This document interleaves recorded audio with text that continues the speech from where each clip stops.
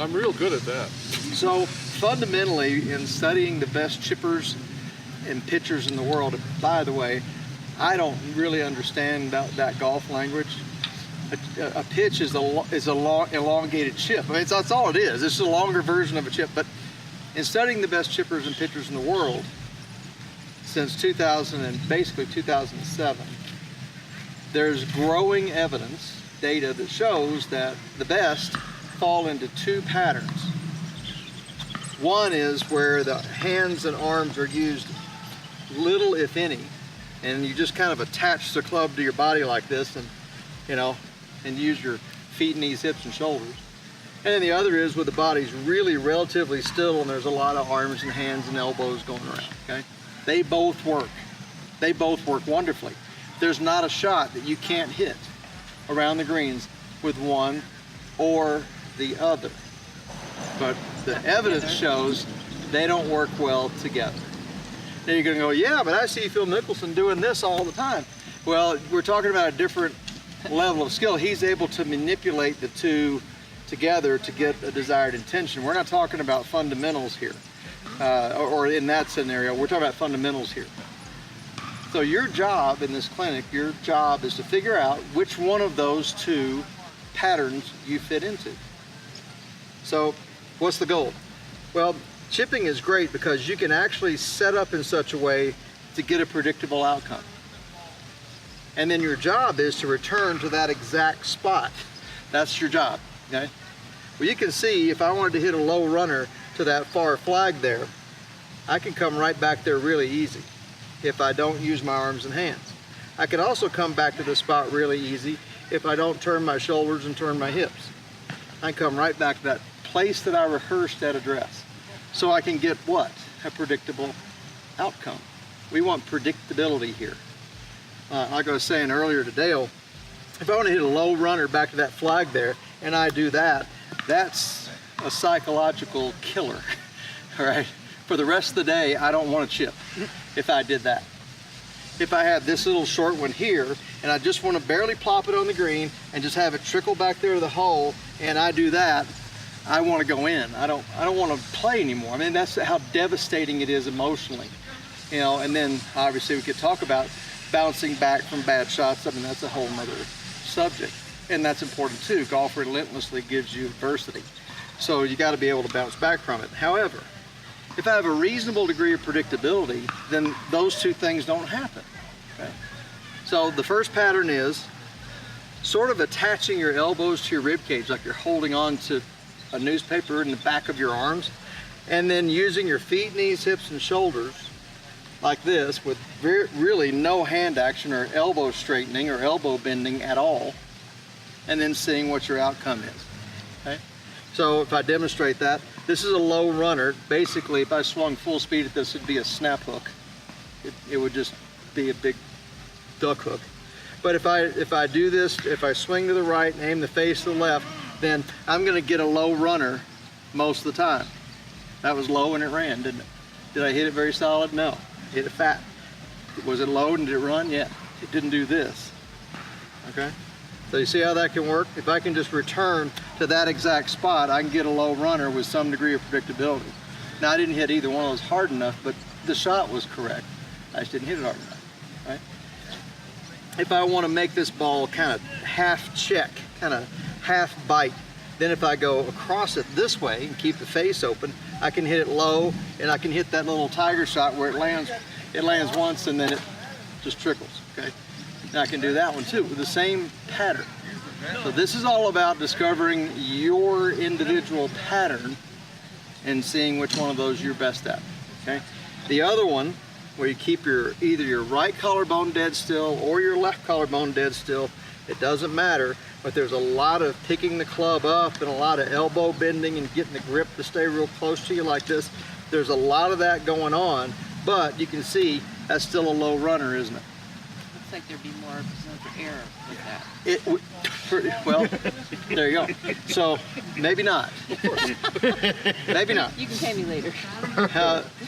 But I don't know. That's a great question. Where we know there's room for error is if I get all of this moving together. That's where the room for error is. If I can keep the distance of my collarbones to the ball exactly the same, I'm going to return to this spot, and the ball doesn't know how I did it. It just knows that I returned to that spot, and it responds to this. If I come back to a different place, if I return to a different place, then my predictability is gone. Right? So what we're going to do is we're going to get up into these 3 piles here, and what I want you to try first is arms against the sides. You notice my collarbones are rotating around. I can also rotate my collarbones down and up for a little bit more spin. More this way for low runners, more this way. So this is still rotation, like a Ferris wheel. This is still rotation, or more like a tilt-a-whirl. And this is more like a merry-go-round, but it's still using the full body. All right? And no hands, no hands, no hands, no hands. And then you're going to try keeping your collarbones really, really still and doing that one. Again, that works. I mean, I can't tell you that doesn't work. Now, that's not my preference. I don't like doing that one on the course unless I've got a downhill, really slick chip to a downhill pin, and then I'll do that because it adds a tremendous amount of softness to the shot. All right. It depends on how much across it I go or how much inside out I go. Then you get more spin when you change the geometry, you know, in those directions. That's where you get the spin from. Left to right spin kind of augers itself into the green. That's why it does that. That's why you see that kind of reaction when you go across it. Like swinging at the third baseman or the first baseman, the face is left of the first base, and when you hit the third baseman, the face is aiming at the pitcher. So you get this divergence. So it's kind of like this. It's kind of like the low runner. The low runner, you aim the face over here, you swing over here, and the ball comes out in the middle. The low checker, you aim the swing over here, you aim the face over there, and the ball comes out in the middle. It's this fancy, fancy word warning. It's called directional vectors, and so it's a fancy way of saying that the ball comes out. Yeah, the ball comes out between 2 different diverging directions. Anyway. I lost you, man. That's for the right. For geeks like me, I love that stuff. But just if I open the face this way and I swing over this way, the ball doesn't go over there. The ball comes out between those 2. That's what it means. So if I had this set up, you can see the face is over this way. If I swing like this, well, the ball didn't go out there and it didn't go over there. It came out between. I just try not to stall it. What you want to avoid, though, in that context, what you want to avoid is straight back, straight through, straight, keeping everything straight, because there's no margin for error. If you're 1 degree off of dead straight, square straight, dead straight, straight, you're not going to get your desired intention. Oh. But if I lean the shaft forward some amount, and I close the face some amount, and I swing to the right some amount, that's going to give me a low runner 100% of the time, isn't it? Yeah. That's never going to get way up in the air and bite. Oh, okay. Right? It's never going to do that. So you got a nice margin for error. Now, if I want to run it along the ground, I can do this, and now it just acts like a putt. And that's a 58-degree loft club, but it's just like a putt. Okay? And if I go like this, well, that's 90 degrees aloft. That should go straight up. Okay? Or fairly much straight up. So, predictable results, avoid straight back, straight through. Either use full body or no body in arms and hands. And then I'll come by and help you with each one of those. Now, it looks like you use the same club for every shot. Great point. Sevi, I'm not dropping names, forgive me, but Sevi taught me that every single wedge is different.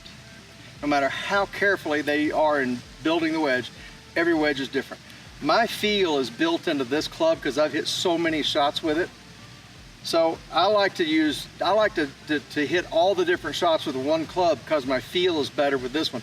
When I start going longer, like a 9-iron or a wedge or 7-iron or something, and the difference in the weight and the difference of the club head design, things get immensely complicated just like that.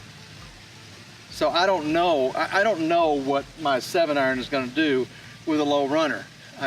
It may work out, I don't know. I know what this one's going to do. You know, I got this one, okay? I mean, I I barely have to look at the ball and I can hit a low runner. Okay. So I'd use like a 7 or an 8 iron for that, and like a, you know, pitching a wedge or gap wedge, something for that. And again, the ball doesn't know that says 58. Right, that's 90. Right. That's 0. If I can manipulate things on the grip end to get that, the ball doesn't really care. You know, but my field cares. Right. And it knows what this one can do. You can see how worn out it is. Okay. It knows what this one can do. I'm going to be broken hard when the grooves wear out on this thing and I can't hit it anymore. Now I got to rebuild my feel all over again with a new club. You know? But that's the thing. I mean, again, I don't even have to look at you. I mean, look at the ball, and I know that's a low runner. I know it is. Okay, right? So that's the kind of predictability you want, where keeping your eye on the ball becomes less important or unimportant, hopefully. Where, you know, how hard I'm going to hit this is, you really just look at the target where it's going to end up and hit it. You don't think I've got to fly at a certain distance and spin in a certain way. You don't think about all that stuff. You just kind of look at, it's like this. If we play catch, okay, all right? Now, tell me about where your hand was. What angle was your forearm? How much spin did you put on the ball? What was the arc height?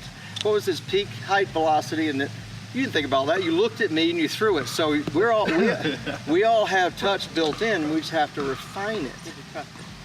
And how do you gain that trust? Well said, by the way. How do you gain that trust? From results. I mean, I hold 2 or 3 of these, I'm going to feel pretty good about myself. Okay? If I can hit them inside of, say, a 3-foot circle, I'm going to feel pretty good about myself. So next time I have to hit a low runner, regardless of the length of the shot, I have evidence that says, hey, watch this. This is going to be good, like we talked about earlier. Right?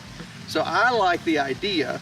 I'm not saying you have to, with the exception of putting with a hybrid or a 3-wood or a 4-wood, that's a different, man, that's a putting stroke. And I really like that.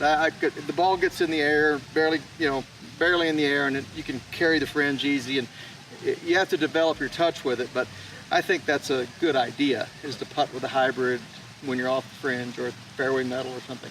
I think that's a good idea, but we're not talking about that. But other than that, all short shots around the greens, if you can develop your touch with one club, and again, if it's a 9-iron, that's great, because that's 90 degrees no matter what it says right there. That's 90 degrees. So if I have a 9-iron, all I have to do is lower my hands and back the shaft up, and now it doesn't matter what it says on the, because I'm not going to have the shaft straight up and down. I'm either going to lean it forward, I'm going to lean it backwards, I'm going to put it down, put it up. Yeah, I'm messing around with it, and I learned all that. I learned all that feel with one club. Okay. Make sense?